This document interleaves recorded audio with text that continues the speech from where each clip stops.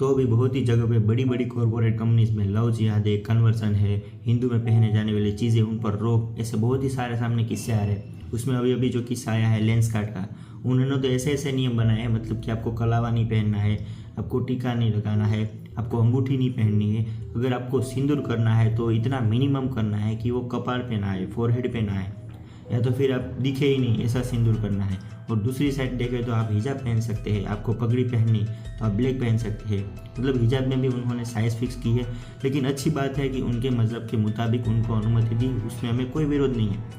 तो कलावा है, टिक्का है, अंगूठी है, सिंदूर है, उन सब पे रोक क्यों? तो पीयूष बंसल और उनकी टीम को ऐसी क्या मजबूरी आ गई कि इनको इन सब पे रोक लगानी पड़ी?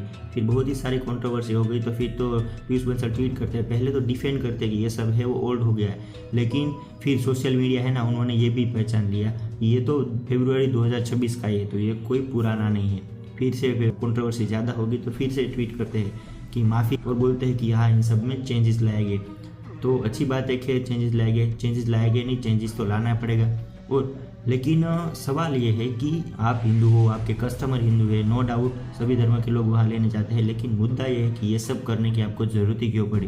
This question for Piyush Bansal and his team. उसके बाद भारत में जानी मानी बड़ी कंपनियों में से एक TCS नासिक महाराष्ट्र में, उसका केस सामने आया। वहाँ तो ऊपर से HR से लेकर नीचे वाले सब इस काम को अंजाम दे रहे थे, हालांकि पुलिस ने उनको पकड़ लिया है। फिर उत्तर प्रदेश में एक नया लॉ बना और 2021 से 2023 के बीच 427 से ज़्यादा धर्मांतरण के केस सामने आए, उसमें 833 से ज़्यादा लोगों को तो पकड़ा गया। और फिर अगर आपने केरला स्टोरी की दोनों मूवी नहीं देखी है, एक सच्ची घटना पे आधारित है, अगर वो आप देखोगे तो आपके पैरों तले जमीन हिल जाएगी। ऐसा पिछले कई सालों में हमारी बहन बेटियों के साथ हो चुका है। ये TCS का केस सामने आया। उसके बाद एक एडवोकेट है Ashutosh Jain at the Bombay high court, उनकी एक्स ऐप की आप प्रोफाइल देखोगे तो आप हिल जाओगे।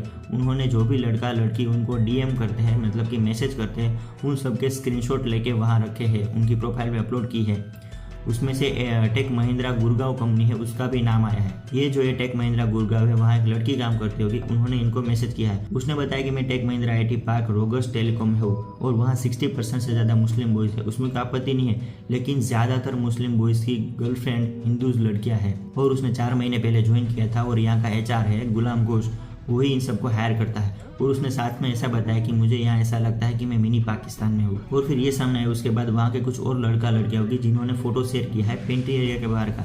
वहाँ पोस्टर लगा हुआ है और उसमें लिखा हुआ है कि पेंट्री एरिया के अंदर, मतलब कि कैंटीन के अंदर, जब तक रमजान खत्म ना हो जाए तब तक शूज़ पहन के ना आए। और इसके बाद तो ऐसी बहुत ही सारी कंपनियों के लड़का लड़कियों के DMs है, जिसमें महिंद्रा IT पार्क बेंगलोर है, फिर केस 24 है, और फिर अभी एयरलाइंस की भी बात आ रही है। लेकिन वो कितनी सच्ची है कितनी झूठी है वो भी कंफर्म नहीं है, लेकिन उनका भी सोशल